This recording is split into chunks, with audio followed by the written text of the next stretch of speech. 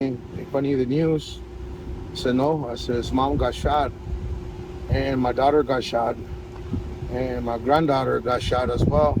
That gentleman used to ask my ex for a ride because he was running late to take the bus to go to work. So I just can't believe it. This happened. It's a terrible story, and we're learning more about what led up to a deadly shooting at a North Las Vegas apartment complex Monday night. Now, Channel 13 is the only news station speaking with the family of some of the victims as they seek answers. Our Jaewon Jung walks us through the criminal history of the gunman.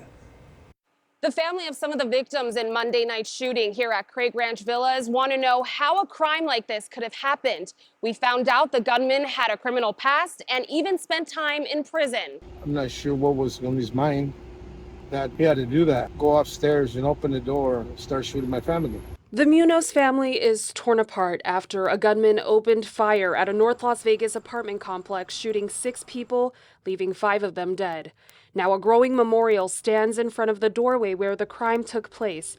59-year-old Damiana or Anna Munoz, 40-year-old Amy Munoz, and 21-year-old Christopher Munoz were killed. 13-year-old Olivia remains in the hospital in critical condition. I was really shaken up because I seen my mom on the ground. Isaac Munoz is Anna's son. He did not want to be on camera, but spoke exclusively to Channel 13 about what he saw. It took like 3 minutes to call 911, and then 911, the operator told me to start doing CPR on my mom. Isaac tells me the gunman that police identified as 47-year-old Eric Adams was his neighbor who lived downstairs. He says Adams got into a domestic dispute in his apartment. He says it escalated to a shooting on both floors. And I saw my little cousin gasping for air in the corner, and I just couldn't, it was all a blur. We wanted to learn more about the gunman. We found these court documents dating back nearly 25 years reveal Adams had a history of domestic violence and battery. Even as recent as 3 months ago, according to Metro Police, he was arrested for domestic battery. I also reached out to one of Adams' former attorneys, David Sheik. He represented Adams in a 1999 murder case, which Adams was found not guilty. Sheik says his former client was at the wrong place at the wrong time when he was charged, but was surprised to learn about his role in this shooting.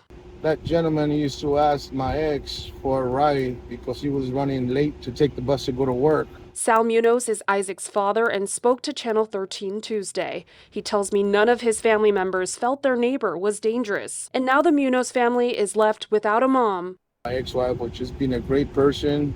a sister, a brother, a cousin, They were just really nice people. They were innocent people. a daughter, and a son. He's the type of person to give you his last dollar in his wallet. I'm Jaewon Jung reporting.